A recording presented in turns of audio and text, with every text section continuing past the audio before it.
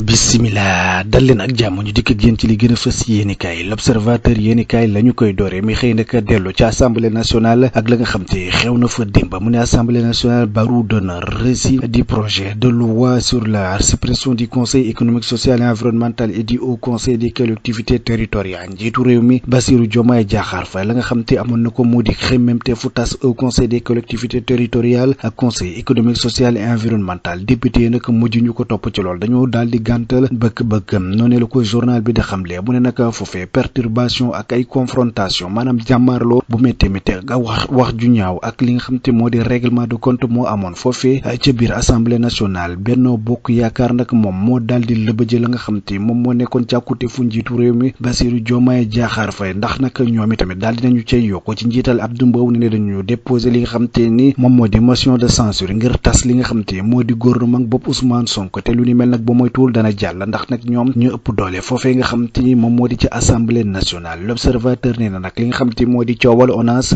jëwriñ yor lu jëm ci wàllum yoon nee na nag danañu daal di ubbi ab enquête ci mbir moom rek ngir xool nag ku ci nekk lan moo ca nekk say responsabilité ak lan nga ca taqee ki nga xam te moo fi nekkoon jiitu réew di Macky Sall nag moom Benno Bokk Yaakaar ci gannaawam la nekk ndax nag na nga xam te noonee lay waxee jamono jile daal mooy lu jëm ci wàllum Benno Bokk Yaakaar daal daanaka bokkatul ci li nga xam te moom moo di gis-gisam noonee la ko l'observateur yéenikaay daal di xam de Sud Quotidien dellu na foofee ci assemblée nationale mu ne suppression bu au conseil des collectivités territoriales ak bu conseil économique social et environnemental l'assemblée di ñett à Diomaye ki nga xam te moom moo di Bassirou Diomaye Diakhar Faye daal la nga xam te bëggoon na ko mooy jële fi lii di au conseil des collectivités territoriales ak conseil économique social et environnemental ñi nga xam te ñoom ñoo di waa assemblée nationale ci njiital Benno Bokk Yaakaar ma nga xam te ñoom ñoo fay buur di fa bu mi nag nee nañ njiitu réew mi Bassirou Diomaye Diakhar Faye loolee du fi amee boobule projet de loi daal dinañ koy gàntal ba noppi tamit daal day yokk ne tey jii danañu déposer li nga xam te moom moo di motion de censure te loolee bu jàllee gouvernement bopp Ousmane Sonko dina daal di tas ñu jële ko ci bopp nguuruk Sénégal noonee la ko Sud Quotidien daal di xamle journal bi di Enquête Quotidien moom itamit xëy dikkaat ci mbir moomu la mu ne Benno Bokk Yaakaar bloc Diomaye député yi Benno Bokk Yaakaar yi woon nañ njiitu réew mi Bassirou Diomaye Diakhar Faye seen doole ci biir réewum Sénégal ndax nag la nga xam te moom moo nekkoon bëgg-bëgg mooy tas ñaari kuréel yooyu nga xam te ni moo du au conseil des collectivités territoriales ak conseil économique social et environnemental waa Benno Bokk Yaakaar ñoom gàntal nañu boobu lépp projet de loi voté wuñu ko tax na nag ba loolee mujjul jàll ni ki dem ci assemblée nationale te yemuñu fa nag ndax danañu daal di dugal li nga xamante moo di motion de censure te lu ni mel bu jàllee nag ki nga xamante moom moo di Ousmane Sonko dana jógee ci bopp gouvernement bopp Sénégal te nag la nga xamante ni mooy xeeñ jamono jile mooy boobu lépp motion de censure daal mën na jàll ndax ñi nga xamante ñoom ñoo di député yi ñoom ñoo fa ëpp waaye tamit journal bi di Enquête Quotidien nañu nag ki nga xam te moom moo di Macky Sall daal dina dissoudre Benno Bokk Yaakaar tas na ko parti bu ci nekk mën na demal lu cëggal gu yam jamono ji leen noonu la ko Enquête Quotidien daal di xam de njiitu réew ba woon di Macky Sall mu ngi jël boobu lépp dogal ni ki dem gannaaw ba nga xam te daal dina bëral benn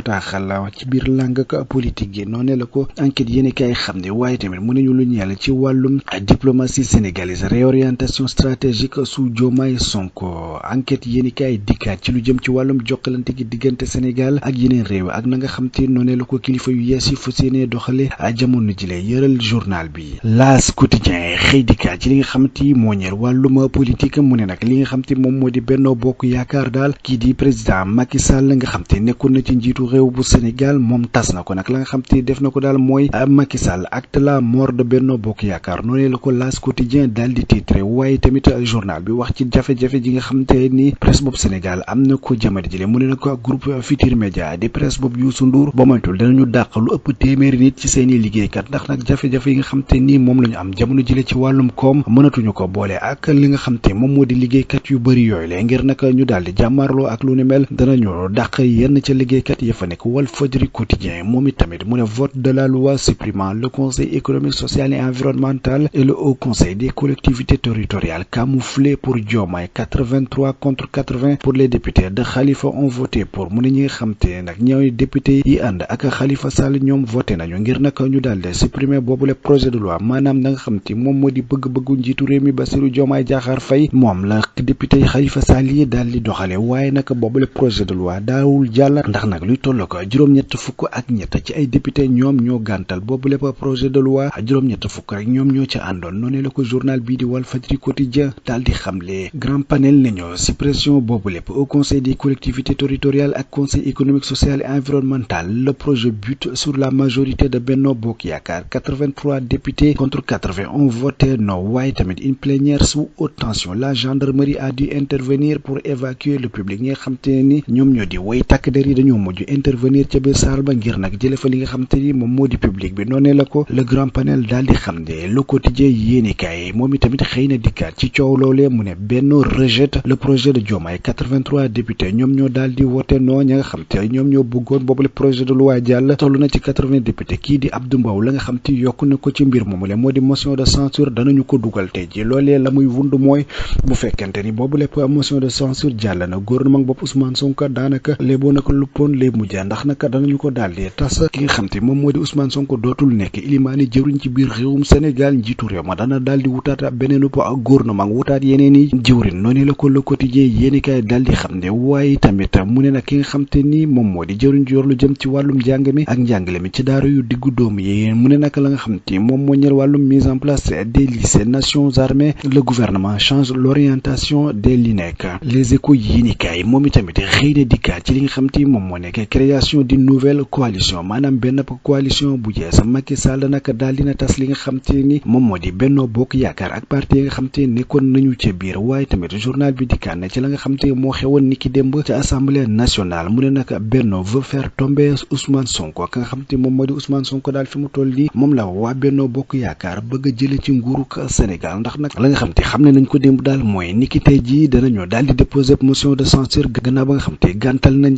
lii di projet ba nga xamante moo nekkoon projet njiitu réew mi Bassirou Diomaye Diakhar Faye muy jële fi au conseil des collectivités territoriales ak conseil économique social et environnemental. Le public yéenekaay dikkaat ci dogal bi nga xamante njiitu réew ba woon di Macky Sall jël na ko nag muy jële fi li nga xam te ni moom moo di Benno Bokk Yaakaar daal di koy tas taxawnaat li nga xam te moom moo di beneen coalition bu yees. Libération yéenekaay mu nag dikkaat ci li nga xam te moo di coowal Mama Aïcha Ndong mu ne les révélations de l'enquête. mu ne nag après de graves préoccupations suite à ces deux interrogatoires et des témoignages ka nga xam te moom moo di xaritam ba am lu tolloog fukki at ak juróom benn daal dinañu koy defare ci parquet bi niki démb nag la nga xam te moom la ñuy njortu ci moom daal mooy moom moo faat ka nga xam te ni moom moo di xaritam boobule niki talaata ji ñu génn. waaye tamit nga xam te ni disparition boobu Mama Aïcha Ndong am na gannaaw ba nga xamante ni dafa demoon ca boutique ba ki nga xam te moom moo di xarit ba nag moom la ñu jàpp ni moom moo daal di gis li nga xam te moom moo di ab niwam ci benn canal la te tamit la nga xam te moom moo di caméra de surveillance la nga xam te woon nañ ko enquête kat yi daal wuute na loolu ak la nga xam te ni xarit ba daal dina koy nettali. ki nga xam te moom moo di Famara Ndong nag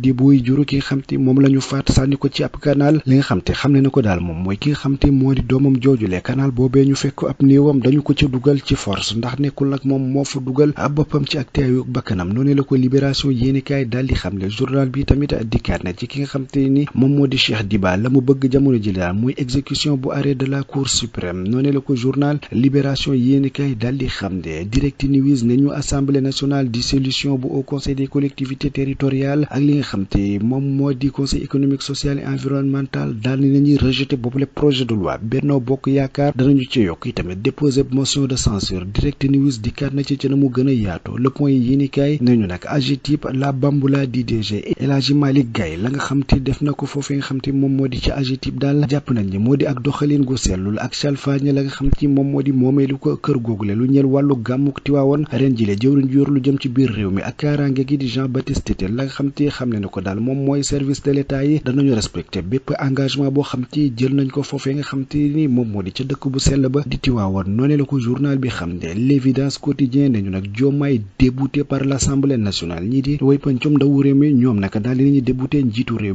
mi quotidien noonu la ko xam ne tamit mu ne suppression du conseil économique social et environnemental et du haut conseil des collectivités territoriales. L'Assemblée bloque le projet de Bassirou Diomaye Faye. mbokk yi mu nekkoon li gënoon a fës yéenekaay ñu doon leen ko dégtal di leen jox dig daje ëllëg incha allah jërë ngeen